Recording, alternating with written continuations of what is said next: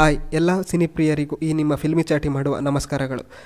ಕನ್ನಡ ಧಾರಾವಾಹಿ ಮೂಲಕ ಕಿರಣ್ ರಾಜ್ ಅವರು ಕಿರುತೆರೆಗೆ ಕಂಬ್ಯಾಕ್ ಮಾಡಿದ್ದಾರೆ. ಈ ಧಾರಾವಾಹಿ ಒಳ್ಳೆಯ TRP ಪಡೆದಿದೆ.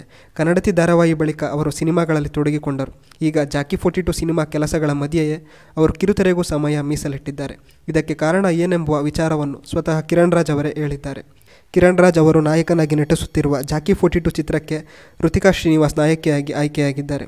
ಮಾಡ್ರನ್ ಹಾಗೂ ಹೋಮ್ಲಿ ಎರಡೂ ಶೇಡ್ನಲ್ಲಿ ಇರುವ ಪಾತ್ರ ಇದಾಗಿದೆ.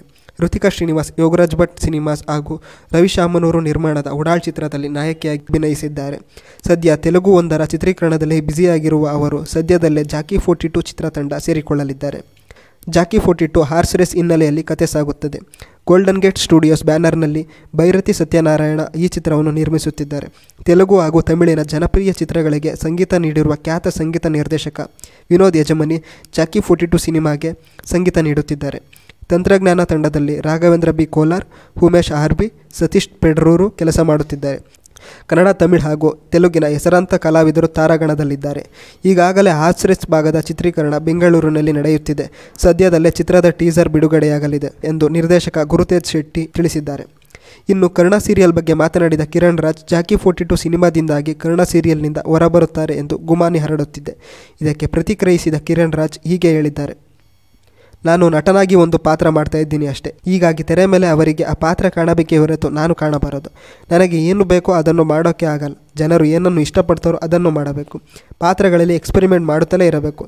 ಕನ್ನಡ ಧಾರಾವಾಹಿಗೆ ಒಳ್ಳೆಯ TRP ಸಿಕ್ಕಿದೆ. ಧಾರಾವಾಹಿ ನಂಬರ್ 1 TRP ಬಂದು ಖುಷಿ ತಂದಿದೆ.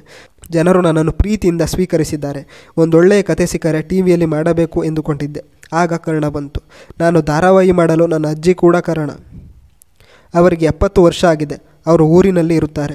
ಅವರು ನೋಡೋದು ಧಾರಾವಾಹಿ ಮಾತ್ರ. ಹೀಗಾಗಿ ಅವರ ಖುಷಿಗೆ ಈ ಧಾರಾವಾಹಿ ಮಾಡುತ್ತಿದ್ದೇನೆ ಎಂದಿದ್ದಾರೆ ಕಿರಣ್ ರಾಜ್. ಎಂಟರ್ಟೈನ್ಮೆಂಟ್ ಅನ್ನೋ ಪದದ ಅರ್ಥ ವಿಸ್ತೃತವಾಗಿದೆ. ಕನ್ನಡದವರು ವಿದೇಶದ ಸೀರೀಸ್ಗಳನ್ನು ನೋಡುತ್ತಾರೆ. ಅವುಗಳು ಕನ್ನಡಕ್ಕೂ ಡಬ್ಬಾಗಿ ಬರುತ್ತಿವೆ. ಹೀಗಾಗಿ ನಾವು ಏನಾದರೂ ವಿಶೇಷವಾಗಿ ಮಾಡಿದ್ದಾಗಲೇ ಜನರು ನೋಡೋದು ಎಂದಿದ್ದಾರೆ. ಈ ಮೂಲಕ ಕನ್ನಡ ಧಾರಾವಾಹಿಯಲ್ಲಿ ಫೈಟ್ ಹಾಗೂ ಸಾಂಗ್ ಇಟ್ಟಿದ್ದಕ್ಕೆ ಕಾರಣ ನೀಡಿದ್ದಾರೆ. ನನ್ನ ರಿಯಲ್ ಲೈಫ್ಗೂ ಕನ್ನಡ ಪಾತ್ರಕ್ಕೂ ಸಾಕಷ್ಟು ವ್ಯತ್ಯಾಸ ಇದೆ. ಯಾರಾದರೂ ಏನಾದರೂ ಕೊಟ್ಟರೆ ಅದನ್ನು ಮರಳಿ ಕೊಡುತ್ತೇನೆ. ತಪ್ಪೇ ಇಲ್ಲದಿದ್ದರೂ ಕನ್ನಡ ತಂದೆಗೆ ತಲೆಬಾಗುತ್ತಾನೆ. ನನ್ನ ನಿಜ ಜೀವನದಲ್ಲೂ ನಾನು ಅದೇ ರೀತಿ ಇರೋದು. ಕನ್ನಡ ಪಾತ್ರಕ್ಕೂ ನನ್ನ ನಿಜ ಜೀವನಕ್ಕೂ ಇದೊಂದೇ ಹೋಲಿಕೆ ಇದೆ. ಫ್ಯಾಮಿಲಿಯವರು ಬಿಟ್ಟು ಇನ್ಯಾರೇ ಆ ರೀತಿ ಮಾಡಿದರೂ ನಾನು ಅದನ್ನು ಸಹಿಸಿಕೊಳ್ಳಲ್ಲ ಎಂದು ಕನ್ನಡ ಧಾರಾವಾಹಿಯ ಅನುಭವವನ್ನು ಹಂಚಿಕೊಂಡಿದ್ದಾರೆ. ಸದ್ಯಕ್ಕೆ ಸಿನಿಮಾ ಹಾಗೂ ಸೀರಿಯಲ್ ಎರಡನ್ನೂ ನಿಭಾಯಿಸುವ ಬಗ್ಗೆ ಹೇಳಿದ್ದು, ಸೀರಿಯಲ್ನಿಂದ ಹೊರಬರುವ ಬಗ್ಗೆ ಖಚಿತಪಡಿಸಿಲ್ಲ. ಇದೇ ರೀತಿಯ ಕಿರುತೆರೆಯ ಲೇಟೆಸ್ಟ್ ಅಪ್ಡೇಟ್ಗಳಿಗಾಗಿ ನಮ್ಮ ಚಾನಲ್ ಸಬ್ಸ್ಕ್ರೈಬ್ ಆಗಿ ನೋಟಿಫಿಕೇಷನ್ ಆನ್ ಮಾಡಿಕೊಳ್ಳಿ. Thank you.